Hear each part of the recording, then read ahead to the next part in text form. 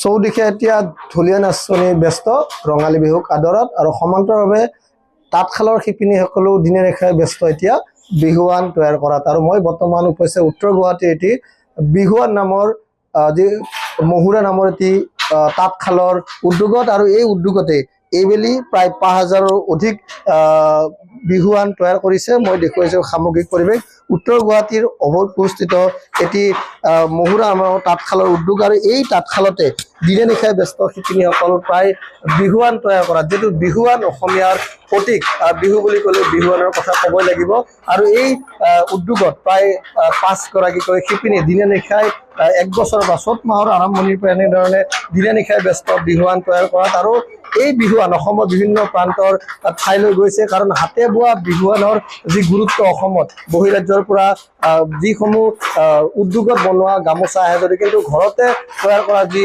গামোচাৰ যি গুৰুত্ব সেইটো সকলোৱে জানে। আৰু মোৰ লগত এই যি মহুৰা উদ্যোগৰ উদ্যোগপতি মহিলা উদ্যোগী আছে, তেওঁৰ পৰা জানিব বিচাৰিম যে কি ক'ব ঘৰত বনোৱাৰ বিহুৱান আৰু এনেধৰণে দিনে নিশাই ব্যস্ত শিপিনীসকল এই মুহূৰ্তত কি ক'ব?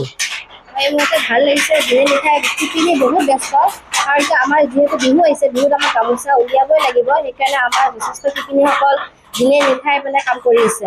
এতিয়ালৈ কিমান বিহুৱান তৈয়াৰ কৰা হয়? আমি এতিয়ালৈ ৫,০০০ তৈয়াৰ কৰিছোঁ, ৩,০০০ আমি অসমৰ বিভিন্ন ঠাইত পঠোৱা হৈছে, আৰু ঘৰত ২,০০০ ষ্টক আছে, আৰু লগতে আমাৰ আছে বহিও আছে গামোচা। এই যি গামোচাসমূহ অসমৰ বিভিন্ন প্ৰান্তত যায়, ইয়াৰ আদৰ কেনেকুৱা, যিহেতু বহিৰাজ্যৰ পৰা গামোচাসমূহ আহে? মানে বহুত আদৰ, মানে বহুতখিনিয়ে ভাল পাইছোঁ, যেতিয়া সকলোৱে আদৰি লৈছে, আৰু সকলো মানুহে কৈছে যে গামোচাখিনি বহুতখিনিয়ে ভাল পাইছে মানুহে। নিশ্চয়কৈ আৰু এগৰাকী শিপিনী আছে, যিহেতু শিপিনীসকলে দিনে নিশাই ব্যস্ত ঢুলীয়া নাচৰ লগতে, কি ক'ব এই মুহূৰ্তত? হয়, খুবেই ভাল লাগিছে। আজি আল্পনা বেজবৰুৱাৰ যিটো পদক্ষেপ সঁচাই শলাগ ল'বলগীয়া। আৰু মানে ইয়াৰ লগতে আৰু এটা মই কথা কওঁ, আমাৰ যিটো এইটো মহুৰা তাঁতশালৰ উদ্যোগ হৈছে আমাৰ আল্পনা বেজবৰুৱা, আৰু ইয়াৰ পৰাই আমি আকৌ এই বছৰতে আজি ৰূপালয় নামেৰে এখন কাপোৰৰ বিপণী মুকলি কৰিছোঁ, ঠিক অভয়পুৰৰ এক্সিছ বেংকৰ সন্মুখত।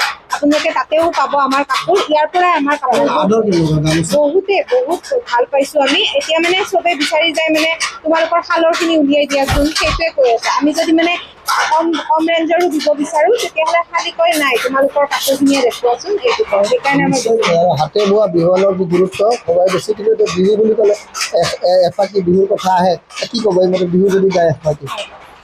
বিহু হয়, বিহু সজ্জাই লাগিছে, লগতে আমাৰ শিপিনীসকলে কাপোৰ বৈয়ে আছে, আৰু বিহু সমগ্ৰ অসমবাসীকে মই বিহুৰ শুভেচ্ছা জনাইছোঁ। আৰু আমি আটাই এফাকি বিহু গাব ওলাইছোঁ। অতি কৈছে নেহৰ মুগাৰে মহুৰা, ঐ তাতো কৈছে নে ঘৰৈ মাথো, ঐ তাতো কৈছে নেহৰ বহাগৰ বিহুতি, ঐ নেপাতি কেনে কৈ থাকো, কাজিৰঙা বৰ ধুনীয়া একেবাৰে নাই তুলনা, তাতো কৈ ধুনীয়া তোমাৰ কেঁচা ফুলৰ টুকুৰা, কাজিৰঙা বৰ ধুনীয়া একেবাৰে নাই তুলনা, তাতো কৈ ধুনীয়া তোমাৰ কেঁচা ফুলৰ টুকুৰা, প্ৰেমৰ বৰণ ৰং চঙীয়া মুগা চুমনীয়া, চাদৰৰে আঁচলখন টানি টানি বান্ধি ল'বা, চাদৰৰে আঁচলখন টানি টানি বান্ধি ল'বা, খিটি খিটি কৰি ঐ লাহৰি মাকো মাৰি তাতে নবৈ আছিলা, আমি বৈ ওলাগৈ তাত লাহৰি বহিবলৈ পীৰা পাৰি দিছিলা, কাটে নাই তৰণি ৰচক ফচক ঢোলৰ মাতত শুই থাকোঁতে, ঘনাই ঘনাই দুটা চিঙে আৰু চিঙে নাচনীৰ জৰি। নিশ্চয়কৈ এনেদৰে দেখা গৈছে উত্তৰ গুৱাহাটীত ঢুলীয়া নাচনীৰ লগতে ব্যস্ত দিনে নিশাই শিপিনীসকল, আৰু এই শিপিনীসকলে দিনে নিশাই তাঁতশালত বহিছে মৰমৰ বিহুৱান।